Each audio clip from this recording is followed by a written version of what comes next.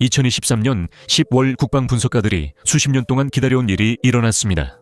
회색빛 바다 위에서 말이죠. 일본 해안 근처에서 아스카함이 포를 발사했습니다. 그렇게 큰 포는 아니었습니다. 40mm는 골프공 정도의 너비에 불과하지만 이 포는 화약을 사용하지 않았습니다. 정말 멋진 일을 했죠. 전기를 사용했습니다. 커패시터 뱅크에서 5메가줄의 펄스를 2개의 평행 레일에 쏟아부었습니다. 순식간에 작은 금속 다트를 초속 약 2230m로 가속시켰습니다. 그건 대략 마하 6.5로 가장 빠른 소총 탄환보다 2배나 빠른 속도입니다. 정말 엄청나게 빠른 거죠. 역사상 처음으로 레일건이 바다 위에 함정에서 발사된 순간이었습니다. 그리고 2025년에 그들은 다시 한번 같은 함정, 같은 레일건으로 발사했습니다. 이번에는 실제로 목표물을 겨냥해 예인 중인 표적 선박을 여러 번 명중시키며 많은 구멍을 냈습니다. 이것이 해군이 100년 넘게 꿈꿔온 무기입니다. 미사일에 비해 거의 비용이 들지 않는 극초음속 발사체를 사용할 수 있고 게다가 폭발성 추진제가 없어 폭발 위험도 없습니다. 피격을 당해도 이론적으로는 전기와 금속만 있으면 탄약이 무한합니다. 모든 것이 정말 환상적입니다. 실제로 미국 해군은 레일건을 작동시키기 위해 15년 동안 5억 달러가 넘는 돈을 쏟아부었습니다. 멋진 시험 영상은 얻었지만 결국 함정에 레일건을 장착하지는 못했습니다. 이 프로그램은 2021년에 조용히 중단되었습니다. 중국도 몇 년 전에 상륙함에 레일건처럼 생긴 무언가를 장착했다고 알려졌지만 그 이후로 별다른 소식은 들리지 않았습니다. 여기 일본이 있습니다. 기술적으로 해군이라 부르지 않는 나라죠. 해군도 아닌데 시험선 갑판에 작동하는 전자기포를 설치하고 극초음속 포탄을 목표 선박의 선체에 발사하고 있습니다. 도대체 어떻게 이런 일이 가능했을까요? 어떻게 중간 규모 해군 강국이 다른 나라를 앞설 수 있었을까요? 이 포의 역할과 존재 이유는 무엇인가요? 그리고 이번이 레일건이 마침내 컨셉 아트에서 실전 배치로 옮겨가는 순간일까요? 아니면 또 다른 정말 비싼 미국식 반쪽짜리 5억 달러짜리 막다른 길일 뿐일까요? 오늘은 일본 전작이 레일건 프로그램과 실험함 아스카함을 살펴보겠습니다. 그리고 미사일이 거대한 구식 함포를 쓸모없게 만든 이후 해군 포술에서 가장 중요한 발전이 될 수도 있는 것에 대해 이야기하겠습니다. 좋습니다. 일본이 왜 전자기포에 자원을 쏟아붓고 있는지 이해하려면 그들이 해결하려는 문제가 무엇인지 알아야 합니다. 그리고 그 문제는 방금 언급한 미사일에서 시작됩니다. 20세기 대부분 해군 전쟁은 대형 함포를 장착한 거대한 함선이 지배하며 엄청난 폭발음과 함께 싸웠습니다. 전함들은 멀리서 서로에게 소형 자동차만 한 크기의 포탄을 쏘아댔습니다. 그리고 보통 더 큰 포와 더 두꺼운 장갑을 가진 쪽이 승리했습니다. 하지만 2차 세계대전 이후 유도 미사일이 모든 것을 바꿔놓았습니다. 갑자기 주력 함선을 침몰시키기 위해 16인치 함포나 수천 명의 승무원이 필요하지 않게 된 것이죠. 이제는 구축함, 항공기, 해안 트럭에서 발사되는 소형 유도 미사일만 있으면 됩니다. 포의 시대는 미사일의 시대로 바뀌었고 전 세계 해군들은 유도 무기로 가득 찬 수직 발사관을 함정에 채우기 위해 경쟁했습니다. 하지만 미사일에 대해 한 가지 알아야 할 점이 있습니다. 미사일은 정말 엄청나게 비쌉니다. SM-2 요격 미사일 한 발의 가격은 100만 달러가 넘습니다. 더 빠르고 복잡한 표적을 요격할 수 있는 최신형 SM-6 미사일은 한 발에 400만에서 500만 달러에 달합니다. 현대 구축함도 이런 미사일을 싣는 데는 한계가 있습니다. 보통 90개에서 120개의 수직 발사관을 탑재하는데 이는 엄청난 금액입니다. 발사관들은 방공 미사일, 대잠 로켓, 지상 공격용 순항 미사일까지 모든 것을 감당해야 합니다. 그리고 해상에서는 재장전도 불가능하죠. 가진 탄약을 다 쏘고 나면 다시 보급을 받으러 항구로 돌아가야 합니다. 이제 누군가가 한 번에 많은 미사일을 쏜다면 어떻게 될지 생각해보세요. 군사계획가들은 이런 상황을 포화 공격이라고 부르며 이는 현대 해군 전쟁의 최대 악몽이 되었습니다. 이 개념은 간단합니다. 예를 들어 한 함선은 동시에 약 12발의 미사일만 요격할 수 있습니다. 50발이 발사되면 일부는 반드시 침투하게 됩니다. 그리고 요격 미사일 한 발이 400만 달러인데 공격자 순항 미사일은 수십만 달러라면 경제적으로 곧 문제가 생기지 않겠습니까? 그리고 바로 이것이 일본이 처한 전략적 환경입니다. 서쪽에는 중국이 지난 20년 동안 세계에서 가장 큰 미사일 전력 중 하나를 구축해왔습니다. 미국과 동맹국 군함을 멀리 떨어뜨리기 위해 설계된 대함 탄도미사일과 마하 5 속도로 예측 불가하게 움직이는 극초음속 활공체도 있습니다. 북쪽에는 북한이 자체 탄도미사일 비축량을 계속 늘리고 있습니다. 물론 일본은 이 모든 것의 사정권 안에 있으며 일본 해상자위대는 이 지역을 구성하는 해상교통로와 도서체인을 방어하기 위한 모든 계획의 핵심입니다. 그래서 다시 오늘의 주제로 돌아오게 됩니다. 서류상으로만 보던 그 레일건, 즉 전자기포는 방정식의 대부분 문제를 해결합니다. 발사체는 극초음속으로 대부분의 공중 위협을 제압할 만큼 빠르며 폭발성 탄두가 없는 불활성 금속으로 만들어져 폭발성 추진제 탄약고가 필요 없습니다. 피격당했을 때 탄약이 배 안에서 폭발할 위험도 없고 탄약 가격도 정말 저렴합니다.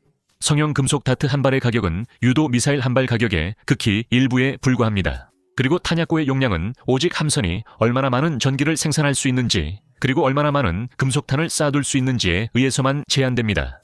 이 말은 포화 공격을 방어하는 것이 우리 요격 미사일이 충분한가 라는 문제가 아니라는 뜻입니다. 그리고 계속 축정기를 충전할 수 있을까로 바뀌죠. 그렇다면 우리는 괜찮아요. 이게 이 시스템의 장점입니다. 하지만 이런 것들은 실제로는 잘 작동하지 않는 경향이 있습니다.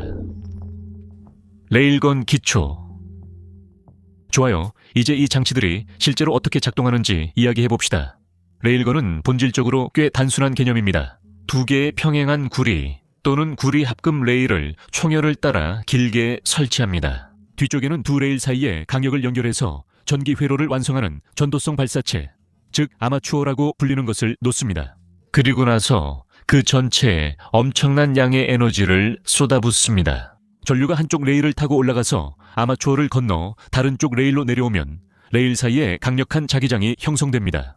그 자기장은 아마추어를 흐르는 전류와 상호작용합니다. 그리고 그 결과로 로렌츠 힘이라고 불리는 것이 발생하는데, 이것은 순수한 전작이 에너지가 밀어내는 힘으로 발사체를 가속시킵니다. 앞으로 레일을 따라 엄청난 속도로 총구 밖으로 나갑니다. 그리고 누군가의 하루를 망치러 날아가죠. 이론적으로는 간단하죠, 그렇죠? 마크 로버라면 주말에 이런 걸 만들 수 있을 것 같아요. 하지만 이론과 실제로 신뢰성 있게 작동하는 건 다릅니다. 여기서 다루는 에너지를 보면 이론과 실제는 매우 다릅니다. 일반적인 해군 함포는 포탄을 초속 800에서 900m 정도로 발사하긴 하지만 빠르긴 해도 극초음속 미사일을 잡기엔 확실히 충분히 빠르지 않습니다. 레일건은 초속 2000m, 즉 2km 이상, 약 1.5마일 정도의 속도로 발사체를 쏠 수 있습니다. 미국 분들을 위해서요. 그건 마하 6에서 마하 7 정도로, 설계에 따라 다르지만 기존의 함포로는 절대 건드릴 수 없는 것들도 요격할 수 있을 만큼 충분히 빠른 속도입니다. 그리고 이것은 발사체가 폭발물 없이도 엄청난 운동 에너지를 지닌다는 뜻입니다. 그런 속도로 움직이는 작은 금속 다트는 훨씬 더 큰 기존 포탄과 맞먹는 위력으로 충돌합니다. 그리고 값비싼 미사일 발사관의 크기에 제한받지 않기 때문에 실질적인 탄약 적재량은 전력 공급과 슬러그의 양에 의해서만 제한됩니다. 이론적으로 지속 교전 시 수백 발을 쏴도 탄약이 바닥나지 않을 수 있습니다. 하지만 이제 문제점이 보이기 시작할 겁니다. 이 모든 것이 완벽하게 들리죠. 그리고 레일건은 정말 오랫동안 완벽한 무기로 여겨져 왔습니다. 기본적인 물리학은 19세기부터 이해되어 왔습니다. 과학자들과 군사 기획자들은 적어도 1940년대부터 실용적인 레일건 개념을 고민해 왔습니다. 그렇다면 왜 전 세계 모든 해군이 이미 레일건을 사용하지 않는 걸까요? 물리학의 대가 때문일까요? 첫 번째 문제는 바로 전력입니다. 발사체를 마하 6이나 7까지 가속하려면 그 레일에 엄청난 양의 에너지를 쏟아부어야 하죠. 아주 짧은 시간 안에 수 메가줄의 에너지를 몇 밀리초 만에 전달해야 합니다. 그런 순간적인 전력은 일반 함선의 전기 시스템으로는 공급할 수 없습니다. 서서히 충전했다가 한 번에 방전할 수 있는 대형 커패시터 뱅크가 필요합니다. 또한 일반 배선은 증발시켜버릴 정도의 전류를 감당할 스위칭 장비와 케이블이 필요합니다. 초기 레일건 전력 시스템은 컨테이너 크기였기 때문에 전함에 필요한 모든 것들과 함께 전함에 그것들을 탑재하는 것은 좋게 말해도 매우 어려운 일이었습니다. 두 번째 문제는 발사 시 포신 내부에서 어떤 일이 일어나는가입니다. 금속 발사체가 금속 레일을 따라 극초음속으로 미끄러지면서 접점에는 수백만 암페어의 전류가 흐르고 있습니다. 마찰이 엄청나고 열도 마찬가지입니다. 한 번의 발사마다 레일 표면이 침식되고 금속이 파이고 뒤틀리며 시스템 전체가 의존하는 정밀한 엔지니어링이 손상됩니다. 탄환을 많이 발사하면 레일이 심하게 손상되어 이후 사용에 좋지 않습니다. 이것이 세 번째 문제로 연사 속도와 직접 연결됩니다. 포신이 30, 40발만 쏘면 마모되는 소모품이라면 실제 발사 속도는 낮아질 수밖에 없습니다. 전투 중 포신, 교체 속도에 맞춰야 해서 사실상 발사 속도가 없다고 볼 수 있습니다. 한 번 쏜 후 바로 정비가 필요한 레일건은 제대로 된 무기가 아닙니다. 적 미사일이 당신의 함선을 향해 날아오는 동안에도 연속적으로 계속해서 몇 분이고 발사할 수 있는 레일건. 그게 진짜 무기입니다. 수십 년간 누구도 포신을 오래 버티게 하는 방법을 찾지 못했습니다. 반면교사가 될 이야기들이죠. 자, 그럼 가장 유명한 시도는 미 해군의 전작이 레일건 프로그램으로 2000년대 중반부터 2021년까지 진행되었습니다. 최대 마하 7로 발사체를 쏠 수 있는 시험 장치도 제작했습니다. 그들은 송탄통이 사정거리로 날아가는 극적인 영상을 만들어냈습니다. 불덩이 속에서 말이죠. 100해리의 사거리와 기존 포병들이 부러워할 만큼의 발사 속도에 대해 이야기했습니다. 목표는 엄청났습니다. 150mm 32메가줄짜리 괴물로 기존의 해군 화력 지원을 완전히 대체하는 것이었죠. 그리고 그에 대해 우리가 할 수 있는 말은 희망을 가지세요. 그건 정말 말도 안 되는 일이었습니다. 하지만 현실은 달랐습니다. 최대 출력 발사 수십 번만으로 포신이 마모됐고 전력 시스템도 기존 함정 설계에 맞지 않는 거대한 괴물이었습니다. 발사 속도가 대공 방어에 부족해 2021년 해군은 사업을 중단하고 자금을 극초음속 미사일 개발로 전환했습니다. 작동하는 레일건을 실은 미국 군함은 없었지만 시도한 건 미국뿐만이 아니었습니다. 중국은 2018년 하이양산 상륙함의 레일건으로 보이는 장비를 장착한 것으로 알려졌으며 갑판을 가로지르는 케이블이 연결된 대형 포탑 사진이 온라인에 퍼졌습니다. 국방 분석가들은 무엇을 보고 있는지 파악하려고 몇 줄을 보냈지만 초기 흥분 이후 발표, 시험 영상, 실전 배치는 없었습니다. 유럽에서는 ISL로 알려진 프랑스 독일 생루이 연구소는 수년간 전자기 발사 기술을 조용히 개발해 왔습니다. 소구경 실험실 발사기 운용과 이론 기초 확립에 기여했습니다. 그리고 이건 분명히 유용한 연구입니다. 하지만 이 모든 것이 실험실 실험일 뿐 실전 배치가 가능한 무기와는 거리가 있다는 점이 정말 핵심입니다. 아주 최근까지도 실제로 바다에 떠있는 선박에서 레일건을 발사하는 모습을 공개적으로 시연한 사람은 아무도 없었습니다. 바다 위에 있다는 것은 모든 진동, 전력 변동, 그리고 환경적인 혼란을 감당해야 한다는 뜻입니다. 그 특별한 이정표는 흔히 예상되는 나라들이 아닌 단 한 나라에 속해 있었습니다. 그리고 여러분도 이미 알고 계시겠지만 이 영상의 제목을 보면 아시겠지만 또 우리가 여러 번 언급했듯이 바로 일본입니다. 일본의 레일건 프로그램이죠. 일본 레일건 이야기는 사람들이 생각하는 것보다 훨씬 일찍 시작됩니다. 1990년대로 거슬러 올라가면 훗날 ATLA, 즉 일본 방위성의 연구개발기관인 방위장비청이 될 조직의 연구원들이 이미 지상 시스템 연구소에서 전자기 발사 기술을 연구하고 있었습니다. 이것들은 실질적인 무기가 아니라 구경 16mm의 작은 시험 장치들이었습니다. 이 장치는 대학 물리 실험실에서 볼 수 있으며 엔지니어들이 전자기 가속에서 발사체의 기본 거동을 이해하도록 설계됐습니다. 이것은 기초적인 작업이었고 언론의 주목을 받지 않는 느리고 체계적인 연구였습니다. 더 야심찬 시도를 하기 전에 반드시 쌓아야 하는 지식 기반을 빠르게 구축하는 과정이었습니다. 수년 동안 일본의 레일건 프로그램은 소규모 학술 논문, 점진적인 진전 수준에 머물러 있었습니다. 아무도 이런 장치를 함정에 탑재하는 것에 대해 이야기하지 않았습니다. 2015, 2016년쯤 바뀌었습니다. 일본 방위성은 해외 동향을 주시했고 미국 프로그램은 인상적인 시험 발사와 그에 못지않은 문제점들을 동시에 보여줬습니다. 그리고 그들은 왜 이제 본격적으로 나서기로 했을까요? 관계자들은 전 세계 레일건 연구를 공식 조사하고 기술 수준을 평가한 뒤 군사 활용을 위한 본격적인 개발 프로그램을 시작했습니다. 명확하고 실용적인 목표가 제시되었습니다. 첫째, 발사체 속도를 높이고 둘째, 레일의 내구성을 개선하며 다른 모든 이들을 괴롭혔던 포신 마모 문제를 해결하는 것이었습니다. 그리고 셋째, 궁극적으로 함정이나 지상 플랫폼에 배치할 수 있는 중국형 레일건을 만드는 것이었습니다. 이제 더 이상 막연한 연구가 아니었습니다. 이것은 명확한 목표를 가진 무기 개발 프로그램이었고 모든 것을 바꾼 40mm 포가 그 목적지였습니다.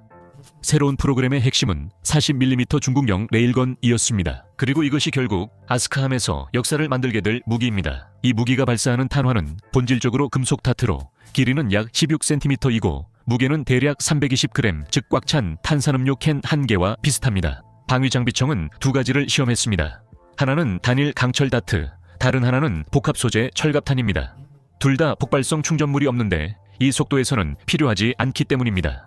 그 320g짜리 다트는 포구를 나설 때 고속도로를 달리는 무거운 자동차와 거의 비슷한 운동 에너지를 지니고 있습니다. 하지만 그 모든 에너지가 손가락 끝만한 크기의 탄두에 집중되어 있습니다. 하지만 진짜 주목할 점은 속도가 아니라 내구성이었습니다. 방위장비청은 40mm 프로토타입, 이 초속 2000m가 넘는 속도로 연속 120발을 발사했으며 레일 손상도 거의 없었다고 발표했습니다. 120발 모두가 실전 속도로 발사된 것입니다. 그리고 그 이후에도 포신은 여전히 사용할 수 있었습니다. 수십 번만 발사해도 포신이 닳아서 프로그램이 중단되던 기술에서 이것은 진정한 돌파구였습니다. 일본 팀의 다른 방식이 확실히 효과를 보였습니다. 두 엔지니어링 집착이 일본식 접근을 정의하며 이 덕분에 이 프로그램만 성공하고 다른 프로그램은 정체되었습니다. 첫 번째는 포신 수명이었습니다. 당연하죠. 방위장비청 엔지니어들은 침식 문제를 다양한 방식으로 해결하려 했습니다. 레일 재료, 전기자 설계, 전류 흐름 방식 등도 실험했습니다. 세부 사항은 여전히 철저히 비밀에 붙여져 있지만 심포지엄 사진에서는 보통 가장 심한 손상을 입는 부분인 약실 근처에 레일 세그먼트가 공개되었습니다. 그 레일들은 120발을 쏜 뒤에도 매우 깨끗했습니다. 미국의 이전 실험에서는 전류 밀도가 높은 시작 지점에서 가장 큰 손상이 있었습니다. 일본인들은 분명히 이전 설계들을 무너뜨렸던 열적, 전기적 스트레스를 관리하는 방법을 찾아낸 것이었습니다. 두 번째 집착은 소형화였습니다. 만약 전력 시스템이 너무 거대해서 함정에 실을 수 없다면 레일건은 아무 소용이 없습니다. 일본의 해답은 그것은 세라믹 필름, 커패시터와 산화갈륨 전력 전자 부품을 중심으로 만들어진 전력 모듈이었습니다. 이 부품들은 극한의 전압과 전류를 처리할 수 있으면서도 기존 기술보다 훨씬 적은 공간을 차지합니다. 전체 시스템은 표준 컨테이너에 들어가도록 설계되어 운송과 시험선에 설치하는 것이 훨씬 쉬워졌습니다. 하지만 그것은 시작에 불과합니다. 방위장비청의 공식 로드맵에 따르면 앞으로 5년 동안 충전기 부피를 약 50% 줄이고 향후 10년 동안 커패시터 부피를 약 90% 줄일 계획입니다. 만약 그 목표를 달성한다면 미래 버전은 최전방 구축함이나 심지어 지상 차량에도 무리 없이 탑재할 수 있을 것입니다. 일본은 다른 이들의 값비싼 실수에서 배우며 독자적으로 개발한 것이 아닙니다.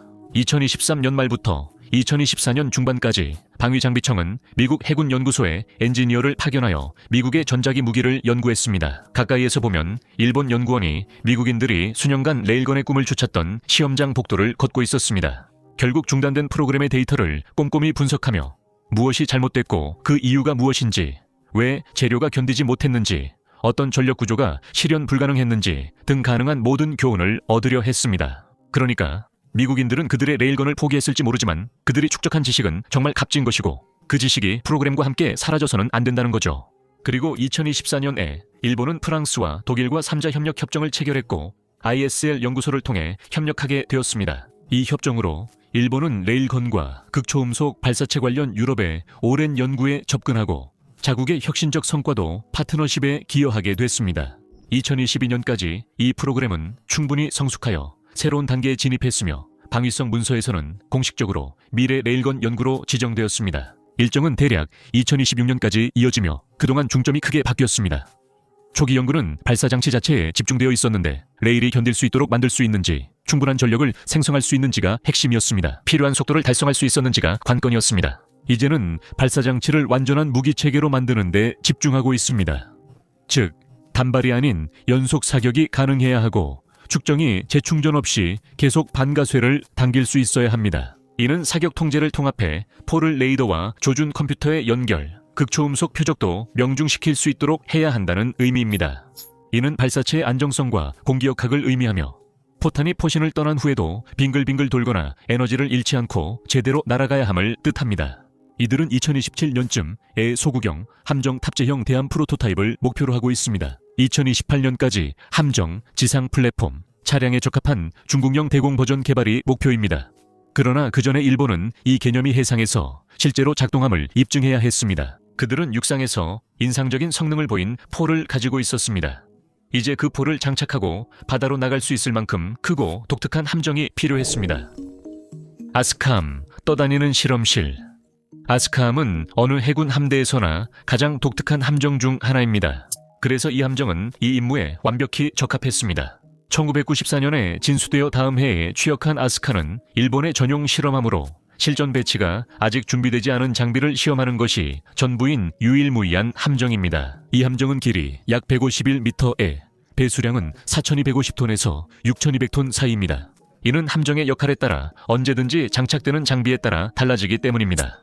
추진 시스템은 코글레그 방식으로 가스터빈과 전기, 그리고 가스터빈이 결합된 형태입니다. 혹시 궁금하셨다면 저는 더 정확하지는 않았지만 이제는 알 것 같네요. 전 세계의 군함에 동력을 공급하는 것과 같은 제너럴 일렉트릭 램 2500 가스터빈 2대를 중심으로 제작되었습니다. 필요할 때는 움직일 수 있지만 속도가 중요한 건 아니죠.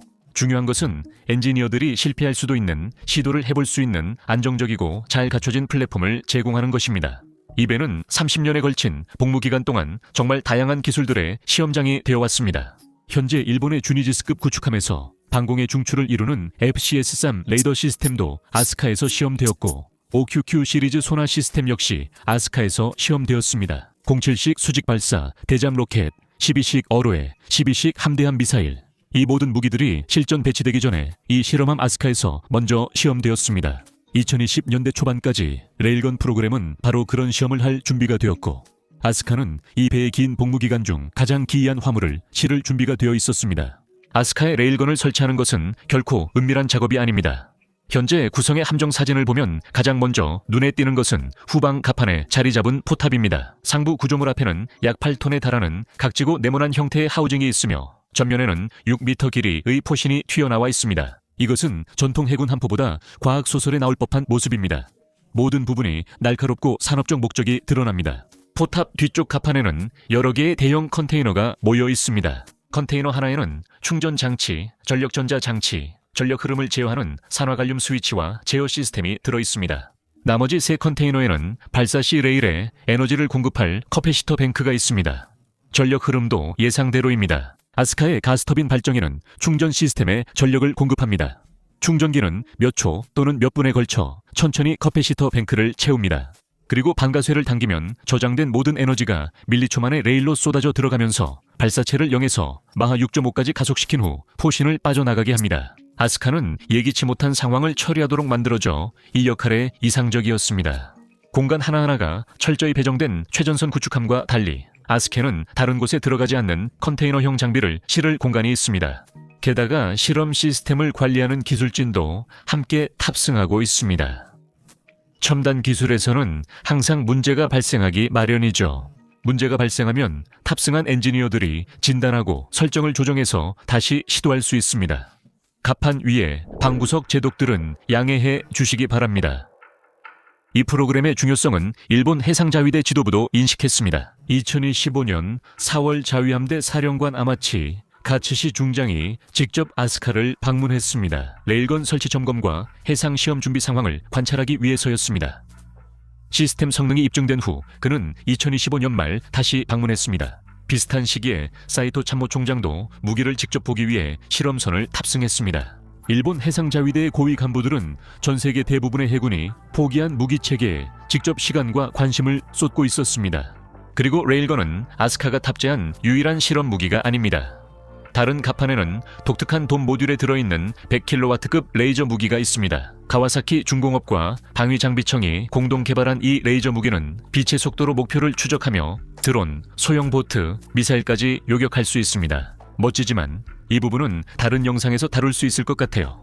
하드웨어가 준비되고 제독들도 충분히 감명을 받은 상태에서 남은 일은 단 하나였습니다. 배를 출항시키고 커패시터를 충전한 뒤 반가쇠를 당기는 것이었죠. 아마 실제 반가쇠는 아니고 버튼일 가능성이 높습니다. 2023년 10월 방위장비청은 전세계 방위산업에 큰 반향을 일으켰습니다.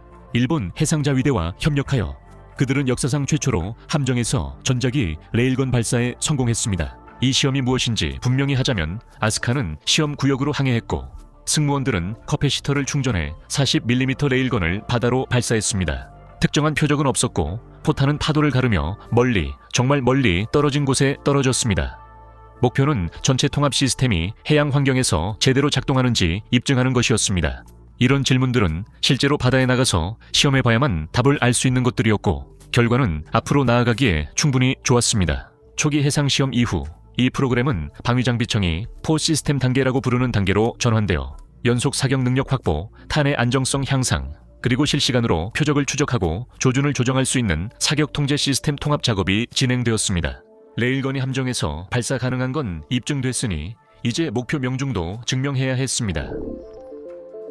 2025년 여름, 진짜 이정표는 2025년 중반인가요? 방위장비청의 연례방위기술 심포지엄에서 일본은 아스카의 레일건이 실제로 예인 중인 표적 선박을 향해 발사해 명중시켰다고 밝혔습니다. 심포지엄 자료에는 충격 구멍이 가득한 바지선 형태의 선박 이미지가 포함되어 있었는데, 이는 움직이는 군함에서 발사된 극초음속 발사체가 표적을 여러 번 명중시켰다는 명확한 증거였습니다.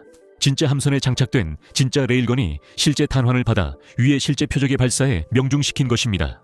세부 내용은 무기 체계가 진정으로 성숙 단계에 이르렀음을 보여주는 그림이었습니다. 해상 시험 동안 포구 속도는 초속 2000에서 2300m에 이르렀으며 여러 번의 발사에서도 일관되게 달성되었습니다.